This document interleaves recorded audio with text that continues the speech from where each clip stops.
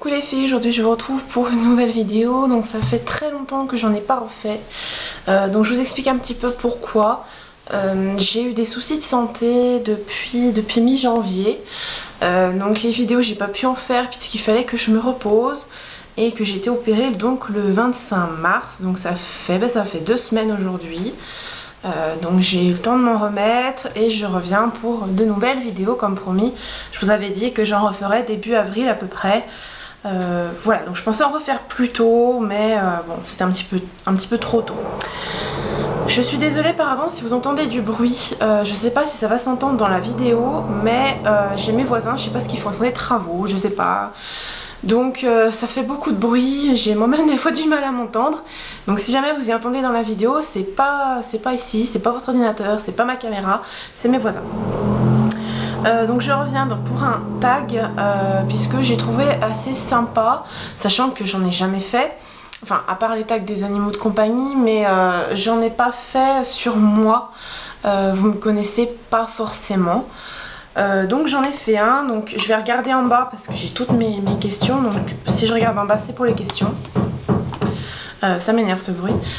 Autre chose, je voulais faire une petite parenthèse. Il y a des gens qui s'amusent à me demander quelle création se vend le mieux sur ma boutique. Donc je réponds gentiment et en fait je me suis rendu compte que ces gens-là essayaient de reproduire mes créations pour les revendre après. Alors bien sûr c'est pas du tout le même rendu, hein. Je vois bien, je vais sur vos boutiques, hein, c'est pas la peine de... Voilà, donc je vais sur les boutiques de ces personnes, j'arrive à trouver la boutique et je vois que le rendu n'est pas le même. Donc c'est pas la peine de me demander comment on crée une boutique sur Little Market. Ça c'est très facile à faire, vous pouvez le faire, hein, faut pas être, avoir bac+10 pour le faire. Donc vous le faites, mais faites avec vos créations. C'est pas la peine de copier sur les autres. Je suis pas la seule d'ailleurs à m'en plaindre, hein. Je crois qu'il y a beaucoup de créatrices et de bijoux ou de quoi que ce soit qui sont copiés, c'est du plagiat, tout simplement. Il faut vous dire ça, c'est du plagiat, vous n'avez pas le droit. Donc les créations que je fais, c'est moi et moi seule qui les fais. Je ne copie sur personne, je m'inspire des photos, je m'inspire d'internet. Quand je sors, quand je passe devant une boulangerie, pâtisserie, je m'inspire de la vitrine. Quand j'ai une idée de gâteau, etc., je tape le nom sur internet.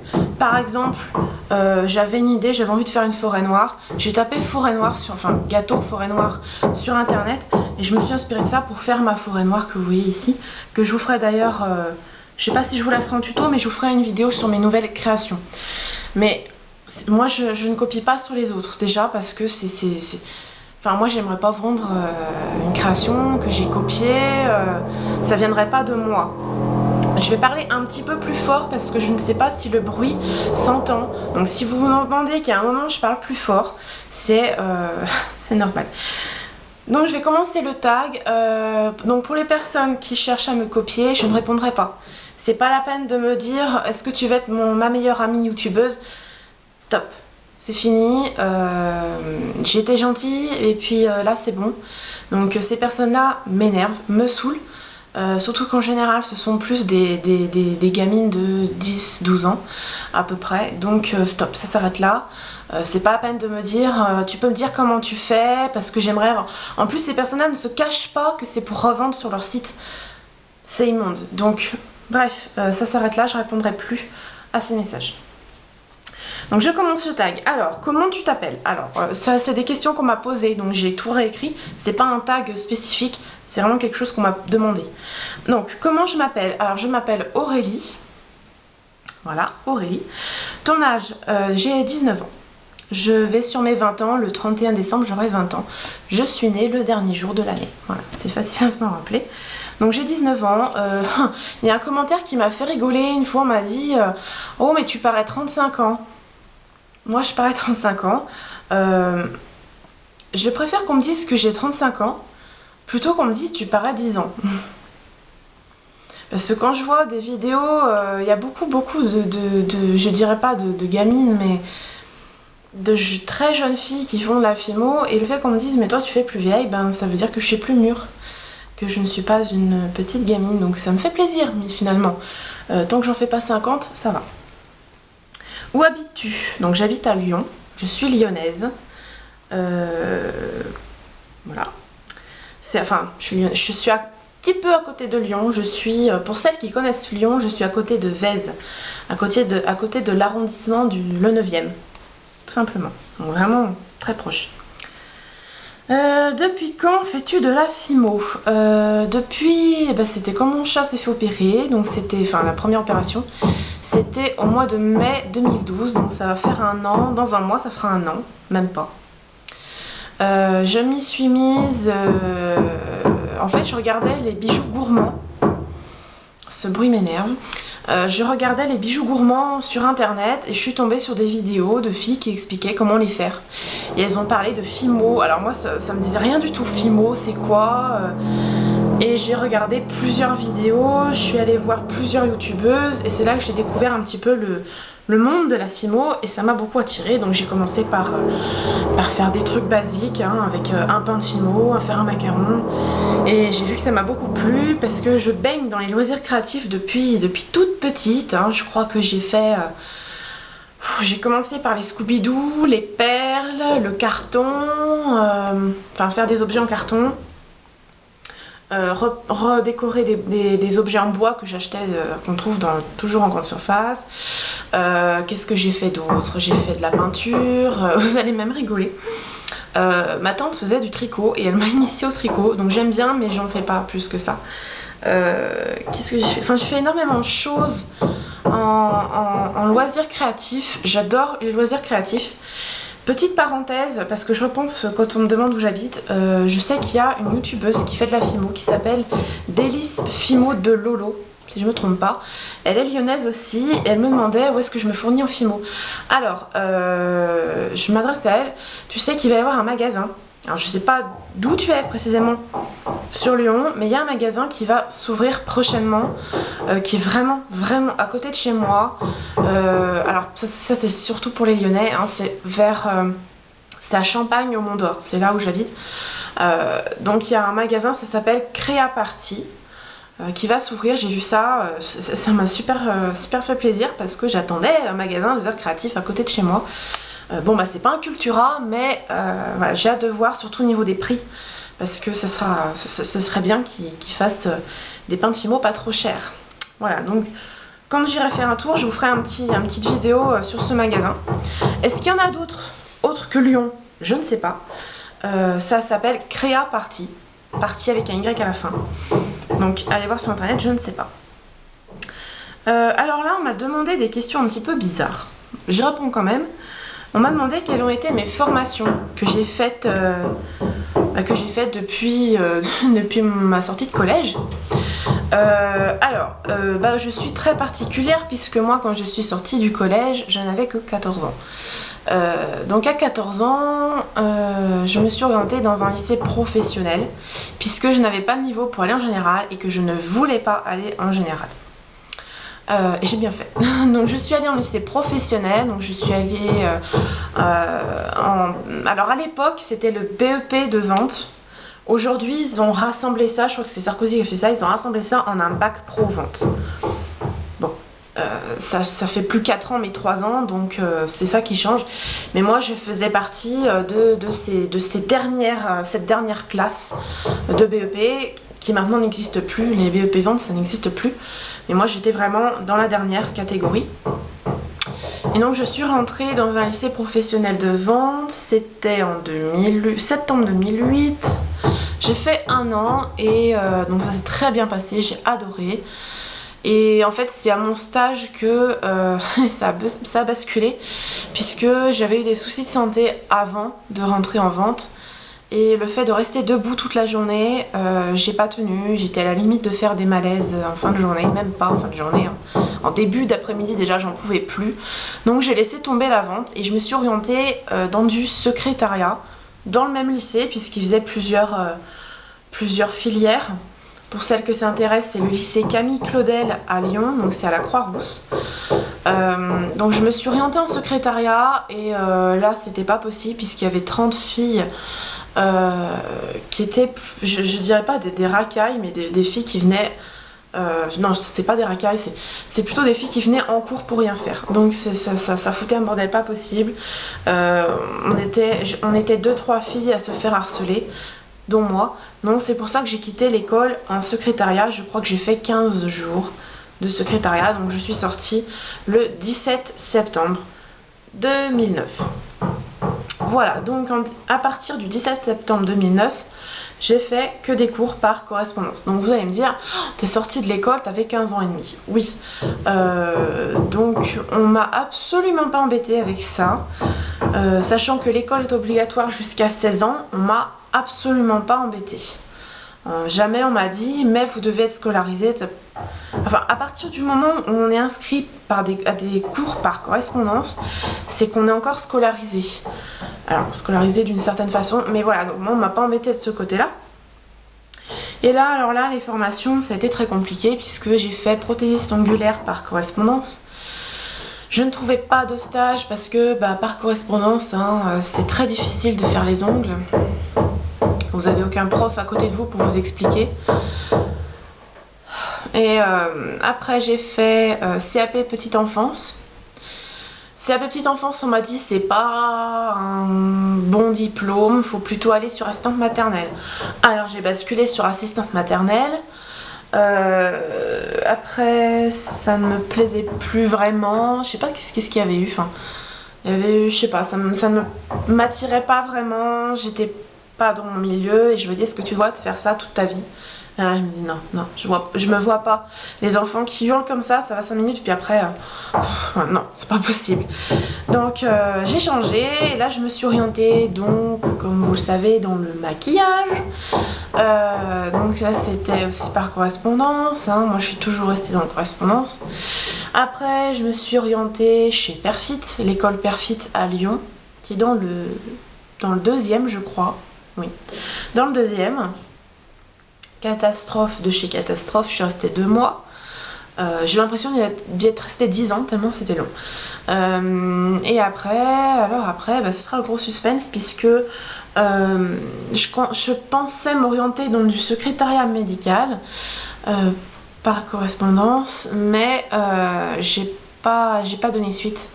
Parce que quand on a des soucis de santé depuis plusieurs années et qu'on trempe dedans depuis longtemps, là franchement depuis mi-janvier jusqu'à il y a 2 semaines, donc pendant 2 mois et demi, j'ai baigné dans le domaine médical et franchement ça m'a donné envie de vomir.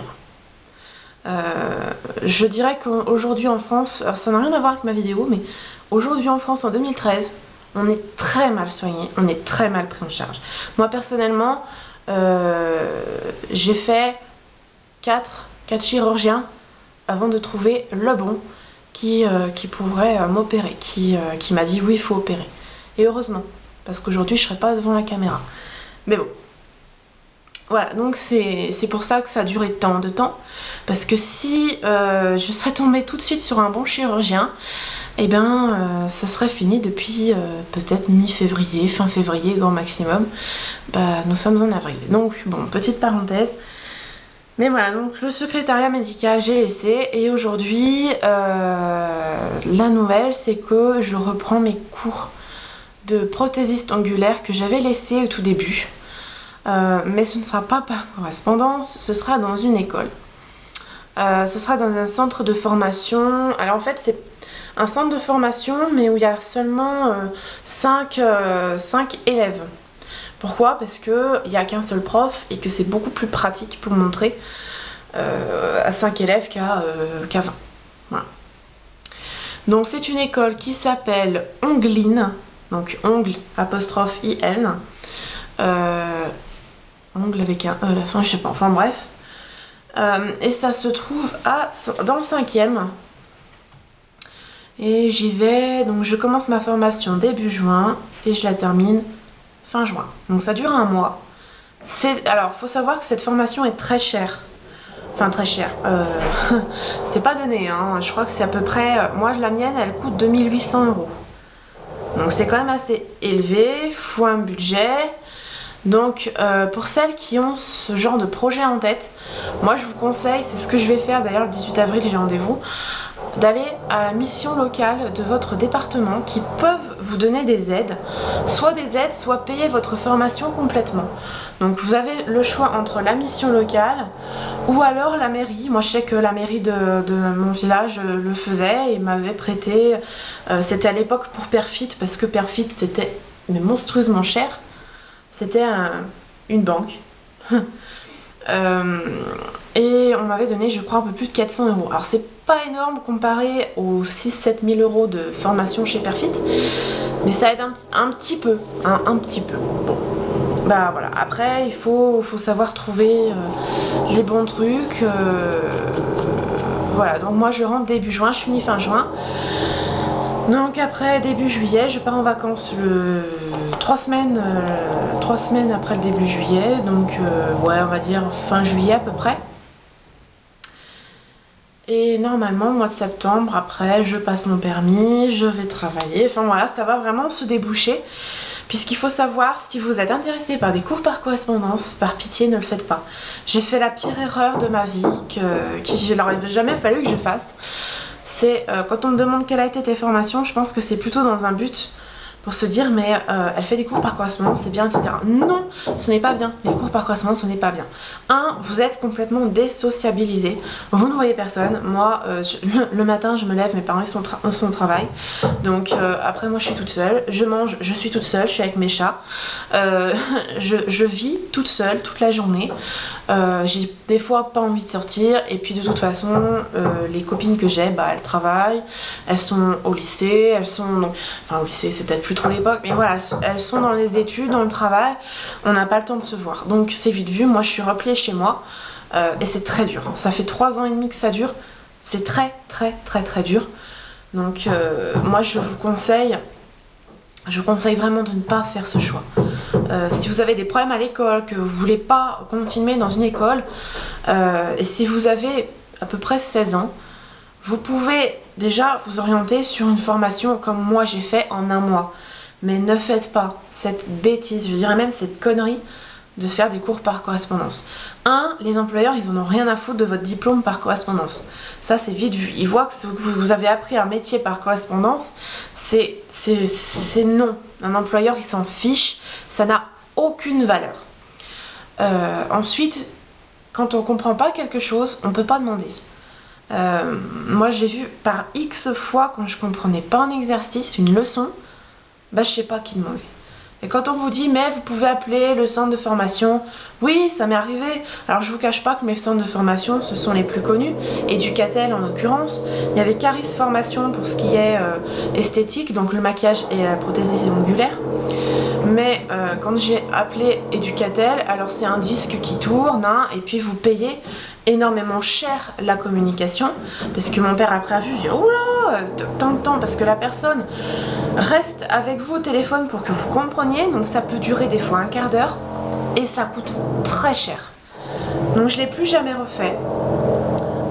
Puis en plus j'ai pas compris plus qu'avant, enfin bon j'avais toujours pas compris, mais voilà, donc les cours par correspondance c'est vraiment le truc à ne jamais faire et ça ne devrait même pas exister. Sauf pour les trucs comptables, etc. Vous n'avez pas forcément besoin d'avoir du manuel.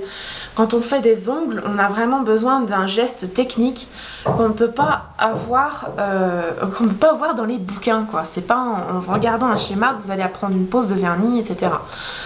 Donc je l'ai compris bien tard, mais aujourd'hui j'aimerais vraiment qu'il y ait des personnes qui se disent mais ne pas le faire. Voilà, c'est tout. Alors une question aussi qu'on m'a demandé, que fais-tu dans la vie? Donc je viens de vous répondre, j'attends, entre guillemets, ma formation du mois de juin en prothésie ongulaire. On m'avait demandé, je l'ai pas mis la question, mais on m'a demandé quel diplôme j'ai et quel diplôme il faut pour faire les formations que j'ai faites. Alors, c'est vite vu, mon diplôme, j'ai rien. Je n'ai strictement aucun diplôme reconnu. C'est pour dire, je n'ai même pas le brevet des collèges. C'est pas que je l'ai raté, je l'ai pas passé. Alors il y en a qui vont dire ah bon, tu l'as pas passé? Mais non, je l'ai pas passé parce que le jour du brevet des collèges, j'étais sur le billard encore. J'étais en train de me faire opérer de l'appendicite qui a mal tourné, j'ai eu des infections, etc. Donc je n'ai pas pu passer mon brevet. On m'a relancé au mois de septembre, une fois que j'étais rentrée au lycée de Vente. On m'a relancé en disant il faudrait que vous passiez votre brevet. Moi je dis, et moi le brevet il va me servir à rien, j'ai des cours de vente à travailler, mais voilà, ça me suffit. Donc je n'ai pas répondu. Et franchement, on m'a jamais redemandé, on m'a jamais relancé, on m'a entre guillemets foutu la paix avec ça. Donc j'ai pas mon brevet, je n'ai pas le bac, je n'ai aucun diplôme, j'ai un niveau. J'aime pas trop quand on dit ça parce que ça fait un peu, on a l'impression d'être un peu débile. Mais j'ai un niveau 3e. Voilà, donc ça veut pas dire que j'ai rien appris depuis que j'ai 15 ans et demi. J'ai fait des formations qui m'ont apporté beaucoup, qu'aujourd'hui je connais certaines choses, mais sur mon CV, il n'y a rien de marqué. Il n'y a pas de diplôme. Voilà. Donc que fais-tu dans la vie? Bah j'attends le mois de juin pour le moment, avec impatience.